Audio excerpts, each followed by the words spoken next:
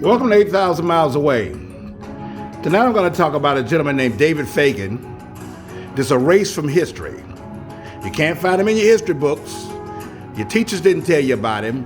Your college professors didn't tell you about him. And you just know nothing about this war between the United States and the Philippines.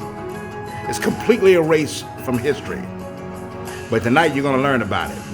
There won't be no critical race theory here. You're going to know and hear about what happened in this war. So I'm going to bring on a gentleman named Jason Williams.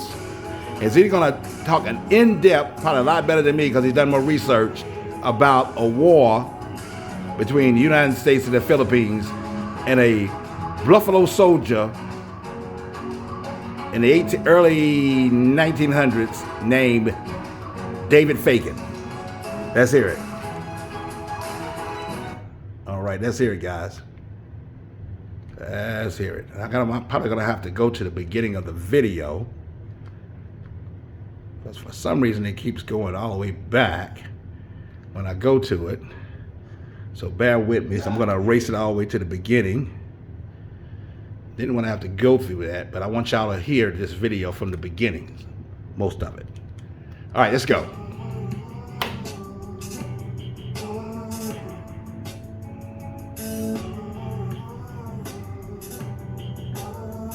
Fair use, fair use. Good evening, everyone, and welcome to Black Literature, Black History. This is Jason Williams. Tonight, we're going to get into some Black history and Filipino history. They converged in 1899. Now, the way I got to this subject is, while we were reading the autobiography of Langston Hughes, The Big C, there was a section in the book where a Filipino boy quit his position aboard a ship, and Langston Hughes took his position. And then there was another position on the ship where a Filipino boy was the cook. So I decided to look into some Filipino history to see if there was any connection between Black people in America. It's absolutely prolific. And I found I want y'all to see this. Spanish This is mind-changing. War ended in 1898. The U.S. ventured to the Philippines in 1899 as an imperial force to take over the Philippines. Now, they wanted to take over the Philippines because they wanted to use the resources of the Philippines. They wanted to have a naval force in that area so they could be close to Asia and open up trade with China. Purely imperial forces. Now, where does Black history come into this?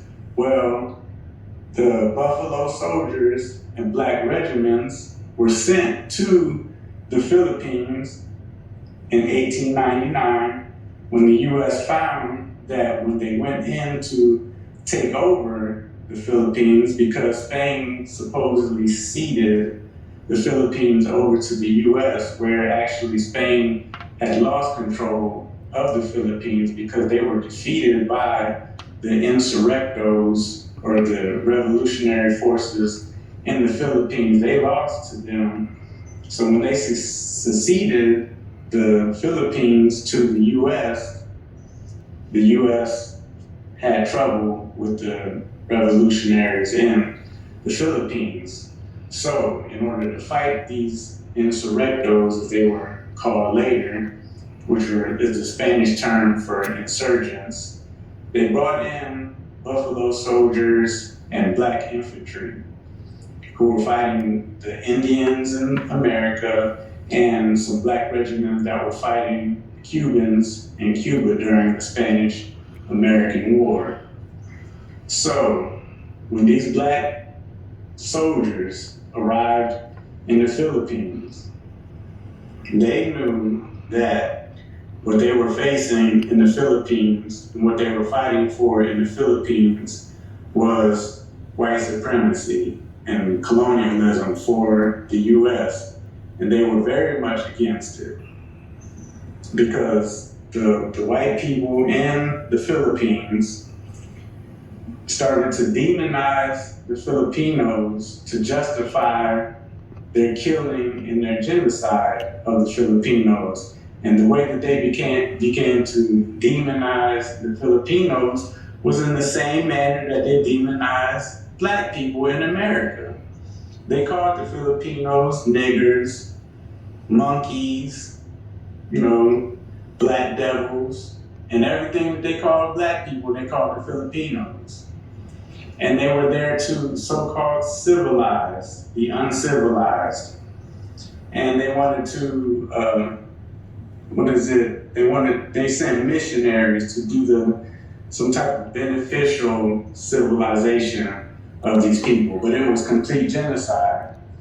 And on some accounts, they killed up to 3 million Filipinos during this civilization period. Almost wiped the country out. An article called "An African-American Soldier in the Philippine Revolution," a homage to David Fagan. And we're going to get to David Fagan, but first I just wanted to read a section of this article called "Counting the Victims." Now, this was in the New York Review of Books. Between the years of 1899 and 1913, the United States of America wrote the darkest pages of its history, the invasion of the Philippines, for no other reason than acquiring imperial possessions prompted a fierce reaction of the Filipino people. 400,000 Filipino insurrectos died under the American fire, and 1 million Filipino civilians died because of hardship, mass killings, scorched earth tactics carried out by the Americans. In total, is that in our history books? Did you read that anywhere? I didn't. The existence of the Americans until their arrival wiped out 1/6 of the population of the country. Our policy in the Philippines was genocide. We were not there to liberate or even defend a liberty-loving people. We were there to acquire those rich islands, and if we had to kill the entire population, we would have done so, just as we had killed the Indians in the century before. Some of our best troops in the Philippines were former Indian fighters. And as we would kill Southeast Asians later in this century, and this was quoted from a book in 1981. Now, so the U.S. was there just to take over this land. Now, the article and some other articles account that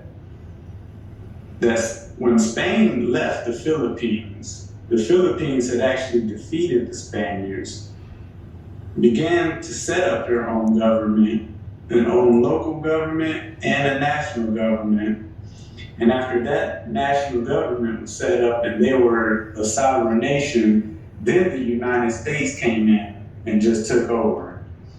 Now, you know that when a country is at war, they get weakened. So the Filipinos were at war with the Spaniards, and there was no way they could just regroup and fight against the U.S., but they tried their best.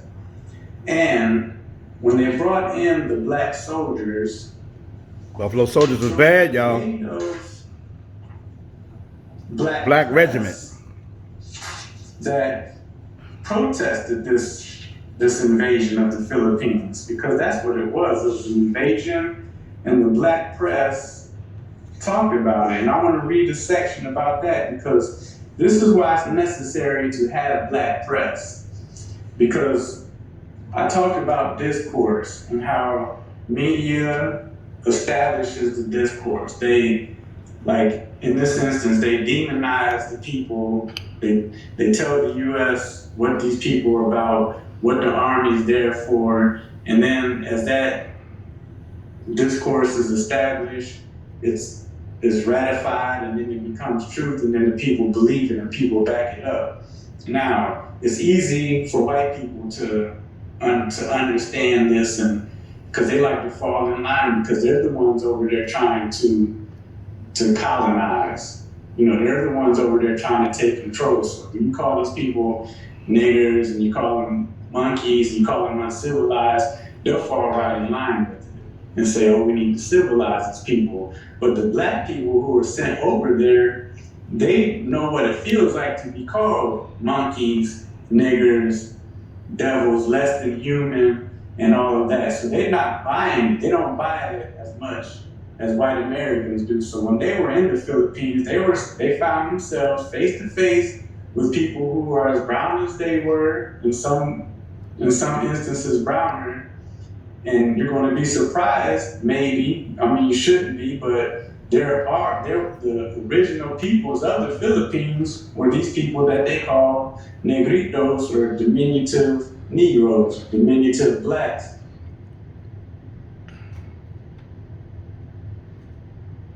In the Philippines. But we want to get to that when we talk about David Fagan. Now, so the press, and this is why it's important to have black press, because they gave a different perspective than what the Americans were given. And during this time, President McKinley was the president of the United States, and he was 100% for the U.S. taking over the Philippines. He supported it 100%, and he was 100% a white supremacist. So here is what the black press said. From the start, African Americans in the media and the leadership of civil society groups demonstrated strong opposition to the colonial intervention. The ambivalence toward the war in Cuba was replaced with vigorous opposition to the war in the Philippines. As part of the Anti-Imperialist League, founded on October 17, 1899, that's when the war against the Filipino revolutionaries began. Du Bois condemned the war as an unjust imperialist aggression, the slaughter of the Filipinos, a needless horror. The League recalled Frederick Douglass's view, enunciated 60 years earlier, that the interests of the Negro people were identical with that of the struggling colonial peoples. We deny that the obligation of all citizens to support their government in times of grave national peril applies to the present situation. In November 17, 1899, the American Citizen, a black paper in Kansas City, Kansas, stated that imperialist expansion means extension of race hate and cruelty, barbarous lynchings, and gross injustice to dark people. Bishop Henry Turner of the African Methodist Episcopal Church in the U.S. occupation of the Philippines, an unholy war of conquest. Another newspaper, Broad Axe, September 30, 1899, called for the formation of a national Negro anti-expansionist, anti-imperialist, antitrust, anti-lynching league.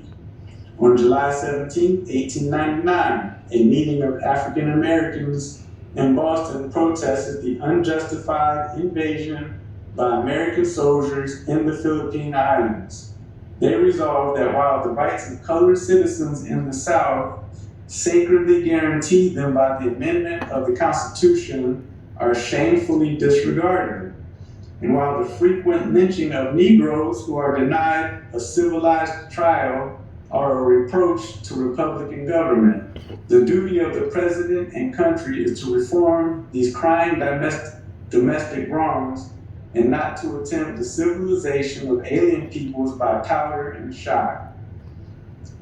Now, whether Fagan, who's a soldier that was sent to the Philippines, who dissented and started to fight with the Filipinos against America, whether Fagan knew or was aware of this sentiment cannot be ascertained for now, but he certainly was aware that in general, U.S. troops treated Filipinos as niggers who are therefore entitled to all the contempt and harsh treatment administered by white overlords to the most inferior races, as the correspondent of the Boston Herald wrote. So, David Fagan was one of the soldiers sent with the black regiment over to the Philippines.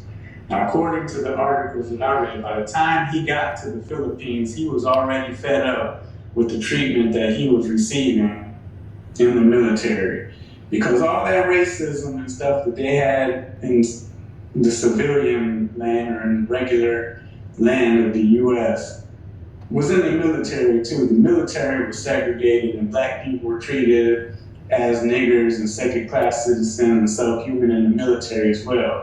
As a matter of fact, they were sent to the Philippines under racist reasons.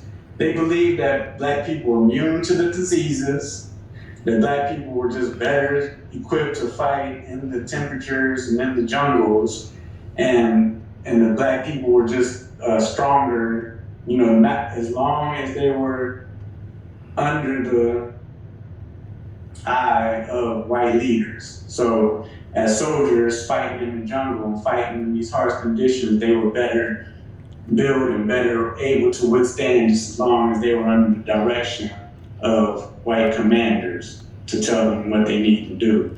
So they were sent there under these racist circumstances. And so David Fagan, when he got to the Philippines, he defected. And he did it like outright. He somehow communicated with the Philippines. Wow. And one day, the Filipinos had a horse set up for him, and he jumped on the horse and went to join the Filipinos. Now, the Filipinos knew about the black struggles that people were having in the United States. And they wondered why these black people were the Filipinos trying to help the U.S. overtake their lands and colonize them. And they brought it up to the black soldiers. And I want to read some of what they said to the soldiers. And so I said, the Filipinos understood what was going on with the black man in the United States. They knew about the lynching. They knew about the treatment of subhuman. They knew about all of this. Just like I said in the autobiography of Langston Hughes, there was a Filipino here. So what was going on in the U.S. was known all over the world. Just like now, when President Duterte, not sure if I'm pronouncing it right, but the president of the Philippines, when that journalist went up there to accuse him of committing crimes against his people, he said, what about in the United States when you got police just shooting down black people? He said, is that not appalling? You shoot black people, unarmed black people. So they know about that now, they knew about that back then. So the Filipinos tried to use that knowledge, and they were informed.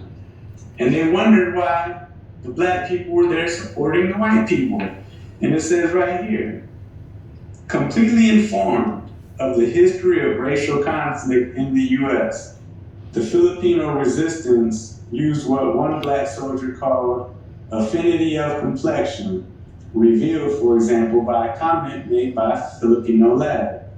Why does the American Negro come to fight us when we are much a friend to him? Why don't you fight those people in America who burn Negroes that make a beast of you? The Philippine resistance came to speak as black brothers of African Americans distributing pamphlets addressed to the colored American soldier with the appeal, it is without honor that you are spilling your costly blood. Your masters have thrown you into the most iniquitous fight with double purpose, to make you the instrument of their ambition, and also your hard work will soon make the extinction of your race. Your friends, the Filipinos, give you this good warning. You must consider your situation and your history, and take charge that the blood of Sam Jose and Sam Jose or Sam Hose, he was a Georgian that was hung that year while this war was going on. And take charge that the blood of Sam Hose proclaims vengeance. So they were saying, why are you fighting against us for a country that doesn't respect you. They make a beast of you. They burn you, they lynch you, break all their promises. And it says, it is without honor that you are spilling your costly blood. The U.S. never honored African Americans or Black Americans fighting in the war. So, David Fagan understood this, and he defected. Now, so while this war was going on, while these Black Americans were in this war fighting for their country, this is what was going on in the United States during the same weeks. One might interpolate here that during the war years, an epidemic of anti-Black violence swept through the South.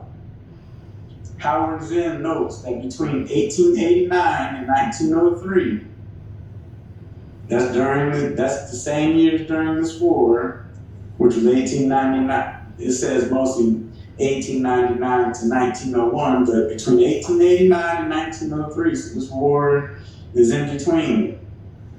On average, every week, 2 Negroes were lynched by mobs, hanged, burned, mutilated. In Lakeland, Florida, during that same period, Black soldiers confronted a white crowd because they were refused service by a drugstore owner. Du Bois described the outbursts of racial violence, such as the lynching of Sam Jose in Newnan, Georgia in 1899. That was the same year that the Black regiments were sent to the Philippines to fight. These and other incidents were known to the Filipino revolutionaries. Despite the Filipino appeal of racial solidarity against white oppressors and the offer of commissions to defectors, there were only 29 desertions among the 4 regiment of African American regulars, and only 9 actually defected to the rebels. So actually 29 desertions among the 4 regiment of African American deserters. So, David Fagan, the reason why he stands out among those who defected to the Philippines is because when he defected hard. Like, he rode out on a horse with the revolutionaries, and once he was with the revolutionaries, he went hard against the U.S. He made his presence known, and he rose up through the ranks because of his actions and because of his dedication to the revolutionaries against the U.S.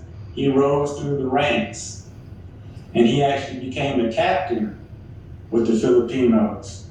And I'm going to read you some of the stories that they said about him. Subsequent reports describe how Fagan wreaked havoc on the invading army, the U.S. with the invading army. It's a Buffalo Soldier, baby. Recounts how Fagan, in the midst of raging battles, would taunt U.S. soldiers. During one encounter, he reportedly shouted, "Captain Fagan's done got you white boys now." But there was more to it than getting back at white supremacists.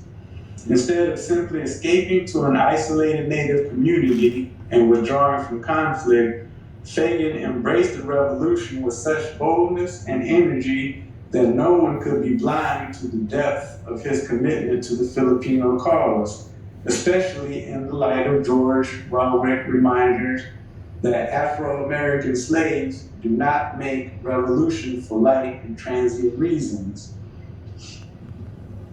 From November 1899 to September 1900, we have no record of Fagan's activity as the leader of Filipino resistance.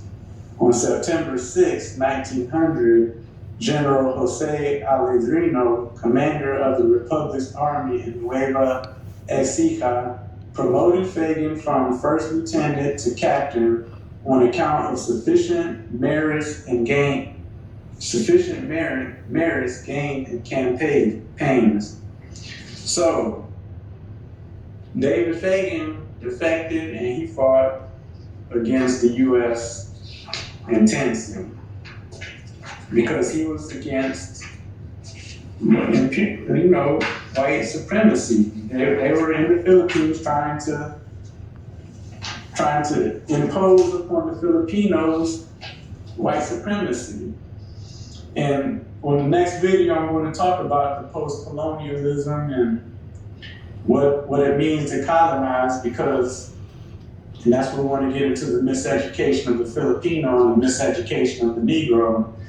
But back to David Fagan, what is interesting is when I was reading the accounts of David Fagan, when the Filipinos started to lose the war against the U.S., because they were an army, and they were revolutionaries, and then they were insurrectos, they started doing guerrilla warfare. But the reason why we don't know anything about David Fagan, and the U.S. wanted to erase him from history, is because he wreaked havoc upon the American army in the Philippines, and he was never caught. Now, this brings me to another history of the Philippines. It said that once the captain of the Philippine Army, General Emilio Aguinaldo, when he was captured by the Americans, actually by Funston, he was granted sovereignty, and he's a prisoner of war and all of that. But then he asked if David Fagan, if he surrenders, can he be granted the same sovereignty that I'm granted? And then no, there was no way. The Americans said, no, if we find him, he's going to be court-martialed and executed. So David Fagan never surrendered. He never turned himself in. And he was on the run. There was a bounty on his head for $600. And back in 1899, $600 was a lot of money back then. But this is where it gets interesting. So once the forces in the Filipinos were suppressed and David Fagan no longer had an army to command or be captain of, he went in and he didn't surrender, but it says that he went into hiding and lived out the rest of his days with a black community in the mountains of the Philippines. And I was like, what, a black community? Where were these black communities from? Because I thought that when I was going to read into the history, I was going to think, okay, so, because later on, they talk about thousands of blacks remained in the Philippines. I thought that there would be American blacks who established communities there, eventually mixed and mingled with the people, which that did happen. However, there were original inhabitants of the Philippines who were black, and they were called, they called them negritos. And in this article that I have right here, they were called Aeta, A-E-T-A, which is a derogatory term, but they're called diminutive Africoids in the Philippines, known as the Agta people, A-G-T-A. So he stayed with them. And this is where it's also interesting because, so these were small African people. Now, when there was a bounty of $600 placed on David Fagan's head, there was a Filipino, Tagalog Filipino, who said that he had captured David Fagan. He brought back his head that was partially, it was decomposing. You really couldn't identify it, and they said it was a small head. but they said David Fagan had a small head. But it was a small head, and they had some of his articles, clothing, and he said, "Here, this is David Fagan." And then when they tried to identify it, they couldn't identify it. They never identified it as him. They never paid the guy his money. And then years after he was supposedly turned in this head, there was accounts of U.S. troops trying to capture David Fagan again. And they didn't. So he escaped. He escaped and lived out the rest of his life in black communities in the Philippines. The U.S. does not want you to know about that history. And like I said before, 29 people defected, and they only kept the names of a few. And there were actually some white people who defected while in the Philippines as well. And of all the defectors caught, they killed 2 black officers. They executed 2 of them for public execution, showing the whole world this execution to try to tell other black people, you do not defect, this is what's going to happen to you. Now, there are accounts of letters of American soldiers from 1899 to 1903, letters to home, and letters of them telling how they felt during the war in the Philippines, because the African-American soldiers did not condone this war. But many of them fought this war because they thought that they would get loyalty in the U.S. And they keep doing that over and over again. And the U.S. continuously shows over and over and over again that they're not going to honor black people in the U.S. Because they continually, the honor is not just giving somebody a button. Because soldiers are supposed to be overseas fighting for our freedoms, but black people are still not given the same freedoms and equal treatment as white people in this country. And we see that in the Philippines. The Philippines talk about them killing women, children, and old people. And that's what's going on right now. In the US, we can just look we don't even have to go back 2 years. We can go back 1 year and we can see where old men are getting killed, young men, children, and women with no repercussions in the United States. So what these black soldiers were fighting for here, they shouldn't have fought for. And the black media was against it. A lot of black social media that's out today, which you can find on YouTube, they're against fighting in the military because we're not given the rights that everyone else is given. So what are we fighting for? And so the war didn't stop there. Because once you conquer people physically, it doesn't stop there. You got to get rid of that revolutionary spirit. So you got to erase their history, you got to replace their values, and replace the way that they think, and replace their history with the American discourse. And then that's when we'll get into post-colonialism and the miseducation of the Filipino, which I said was based on the miseducation of the Negro by Carter G. Woodson. So the Filipino history and black history combined. So if they teach you black history, they got to teach you about these black regiments, that the Buffalo soldiers fighting the Indians, creating enemies there where we shouldn't have Indians. The black regiments fighting in Cuba, creating enemies there where we shouldn't have enemies. And then over in the Philippines, black soldiers fighting again, creating enemies there where we shouldn't have enemies. So then we find ourselves today wishing that we had some type of help from these other minorities who are all living in the U.S. However, so I'm going to stop it right there. So that is the story of David Fagan, the Buffalo soldier that fought against the United States in the Filipino-American War, a war that you have no recollection of, that's completely wiped from history. And it also tells the story of why the Filipinos, as time evolved, why they assimilated and became more Western cultured in terms of the way they They speak, they speak English better than any other Asian country. And when you ride through the Filipinos, all the signs and everything are in American. And it's the most, more likely, probably the most Western friendly Asian country there is. All because of things that happen that far away. But I wanted you to hear a story because there's a lot of history between the Filipino and African Americans. And this is one that stands in mind. The story of David Fagan.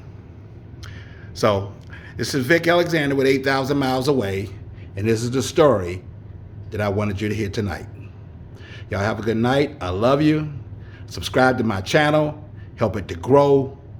Help it to grow as I try to reach people and let them know about Southeast Asia. Y'all have a good night, and I love you. Take care.